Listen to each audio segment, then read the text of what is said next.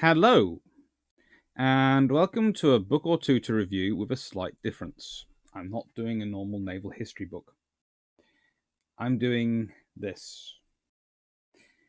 And I'm going to do it slightly different as well because I'm also going to be announcing some stuff to do with the ongoing Patron vote and give you an update on that. But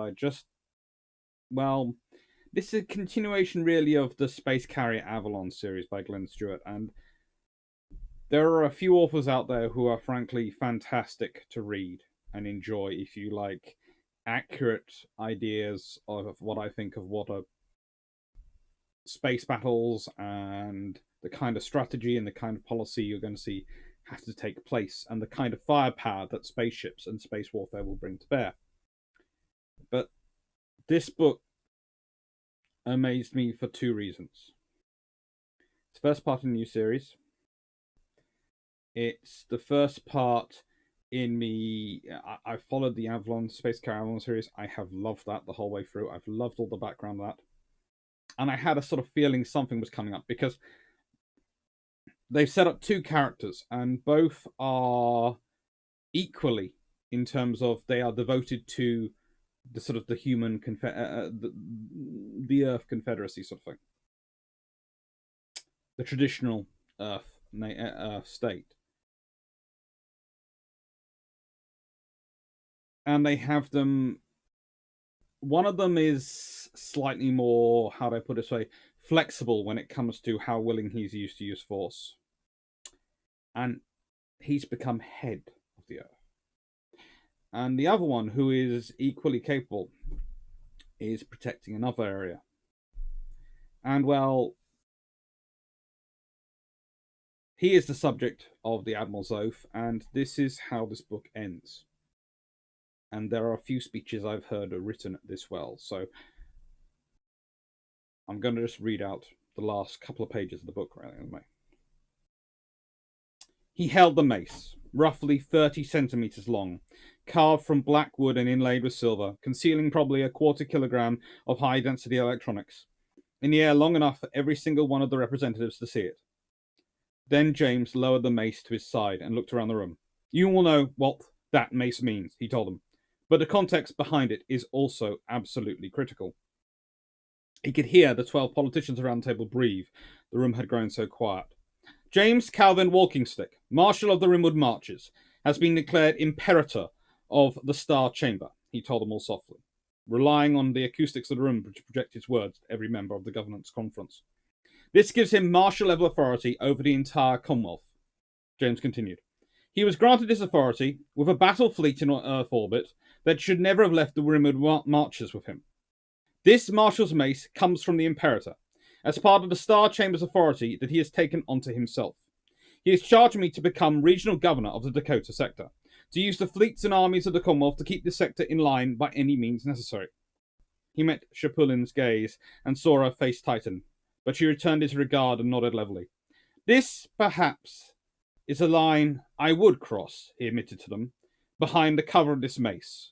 I would have the authority to grant the Meridian and Dakota sectors the mid-level governance authority needed to survive in these jointed times. I could use this mace to allow us to proceed exactly as we intended, except that the orders I received from Imperator Walkingstick specifically forbid that course. I'm tasked to turn the Dakota sector into the arsenal of the Commonwealth, he said flatly, to expand the shipyards into a manufacturing complex akin to the yards we lost in Tau Ceti and Seoul, to demand the other systems of the Dakota sector provide resources and soldiers and technicians and all the new material of war. Our new Imperator would have me turn to the Dakota sector, and likely the Meridian sector once he realizes that I am effectively in control of your stars as well, into a series of tributary worlds, to fuel a new war machine born around the gas giant of the Dakota.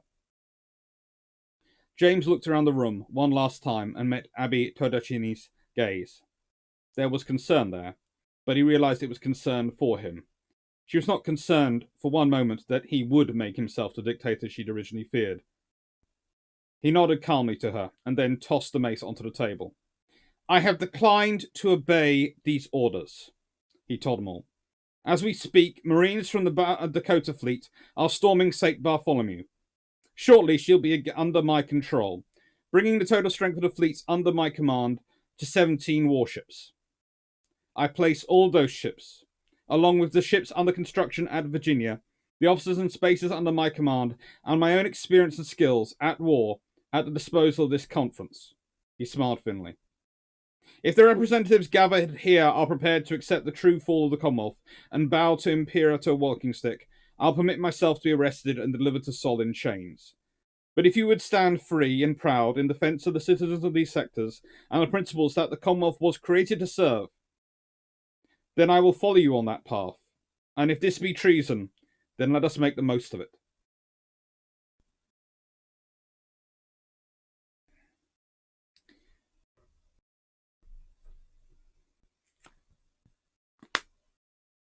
There are few authors who create one world that they can inhabit their books in so beautifully as Glynn does.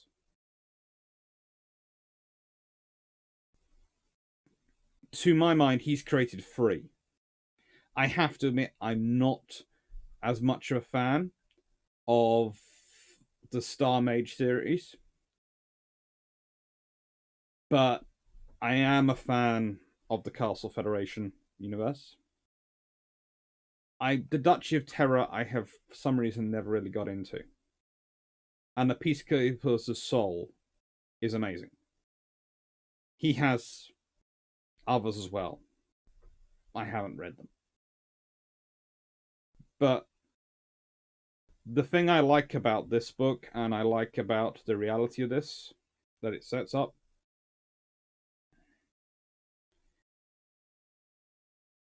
is it shows the complexity.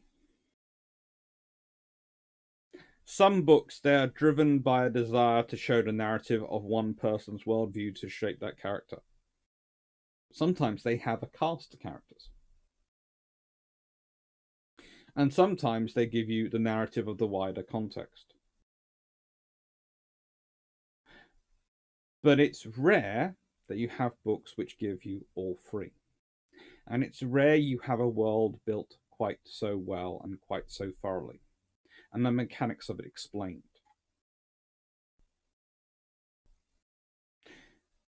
And the thing is, people aren't just good or bad. Marshall Walkingstick, he's set up he's sounding like the bad guy, and he is.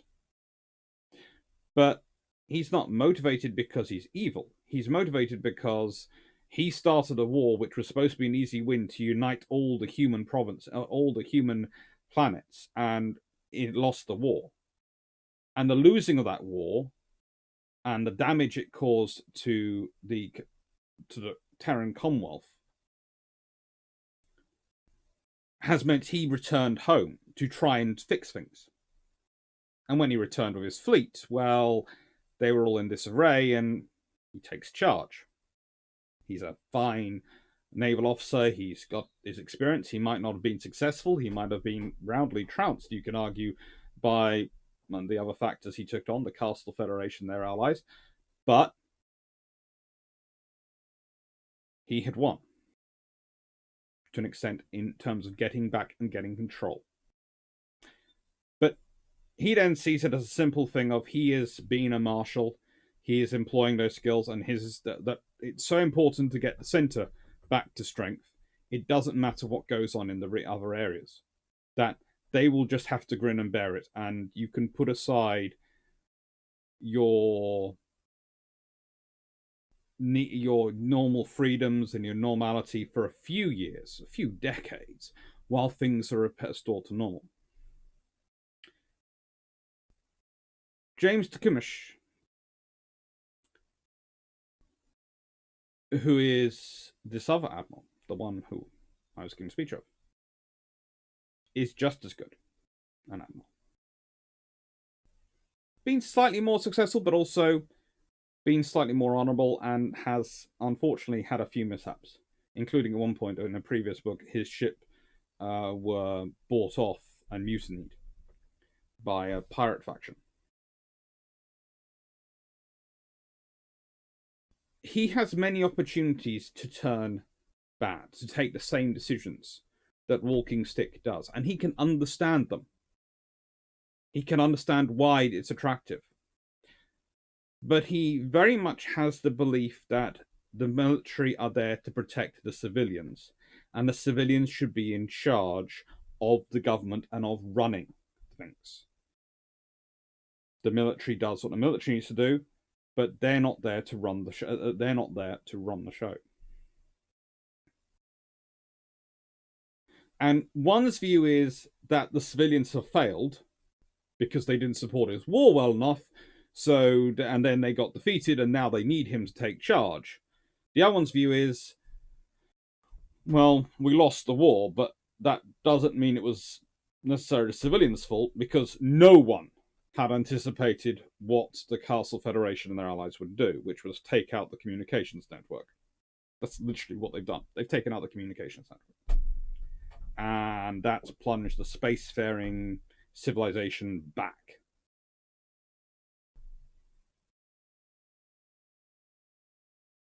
It is an amazing study.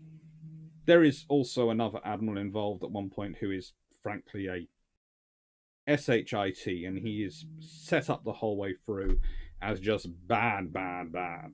And there are a few questions I have to admit which are unanswered about him, but they don't really need to be answered unless he comes back in a near future book. Who knows? But it is a very, very good read, and it is worthwhile learning. There's also something kind of interesting about it in that you have the realization that humanity in space does not necessarily stay as humanity in space. There are a few books which have got into this. There have been ones which have suggested the ideas of the different powers, the major powers on Earth, putting their money into colonization efforts, and different planets being colonized by different powers, and so those nations becoming multi-planetary nations rather than, which is always kind of an interesting concept, as it do the same alliances which take place on Earth transcribe into space, or do the different, it's not even geostrategic, because it's not global strategy, it's intergeostrategic, between world strategy. Does intergeostrategic reality affect your alliances?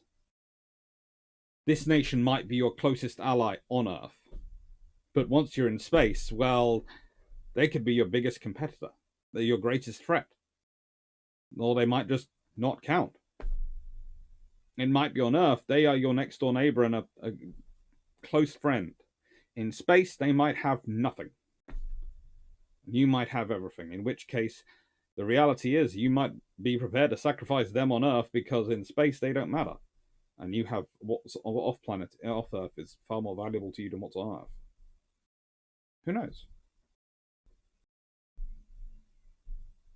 It's really, really interesting. And it's worth thinking about. And if in future, if people would like me to talk about the different types of strategy, going up from, well, strategy to geostrategy and intergeostrategy, which I haven't heard before, so I might have come up with that one, but I'm not sure. I'm sure someone else has come up with already for a plan and for what strategic thought is between different planets, but intergeostrategy does sound like a typical turn of phrase that will eventually come up as a military term. Because, geostrategic is global strategy, intergeo, between world strategy. Who knows? Fun. And we also have, as promised, an update on the vote so far for the January Patron vote. We have Paul from Chicago, Unverified Stories of Norwegian Campaign, Tall Tales of Tribals, 12 votes. Aaron Evans, RAF Coastal Command, Early War Operations, maybe 1959 to 41, 8 votes. James Karen Bittron, The Battle of Thames, A Thrawn Tries for London, 3 votes. W. Bolton, Fleet Screening Dreadnought to Operation Downfall, 6 votes. That's a cool title. To only get 6 votes, I'm surprised. John Hargraves. More than just ships, infrastructure, the yards that rule the world, currently are far and ahead leader on 20 votes. Andronor, strategy behind multi-mission ships versus dedicated AA or ASW ships, 7 votes. Carl Henshaw, what would a carrier conversion of Admiralty class battle cruisers been like? 5 votes.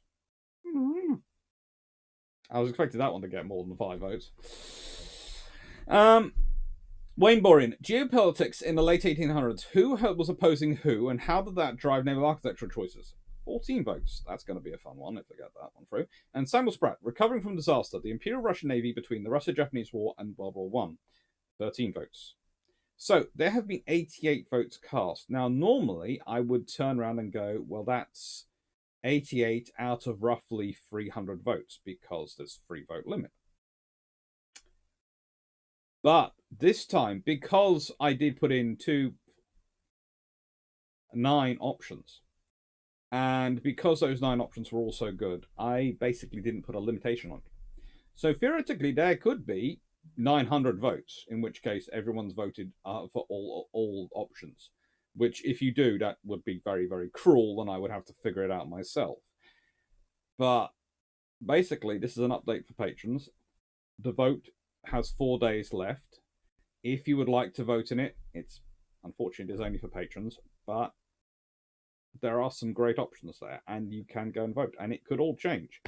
I have done a midway update once, there was a bar and a head grinner on 20 votes, and the final result I think ended up with one getting 45, and the next one 44, and the one which had been on 20 it was roughly at halfway point was on 42. So please feel free, go vote, and I'll look forward to see what the results is. I have to say, John Hargreaves one is interesting me because I've been doing all the stuff about the German shipyards, especially while doing the cruiser project, and I like them all. I really do. There isn't one there I am not keen on. But when it did get to 9, I did say, right, then there's no more being added to that list this month because you are making it very hard for me to pick which ones to choose. They're all good. Anyway, thank you very much for watching. I hope you've enjoyed. I hope you found this a bit of fun. And I do highly recommend Glynn and Stewart's series. You should probably start off with the whole Admiral. Well, if I do this again. Did it?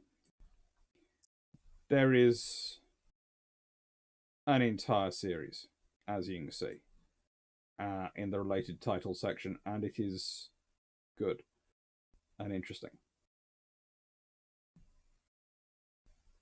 It's worthwhile. It's a worthwhile investing. The Castle Federation universe is beautifully written, and the Admiral's Oath. There are very few books these days which I will stay up till 4 a.m. in the morning because I want to finish them off. Because I work a lot, so I tend to try and,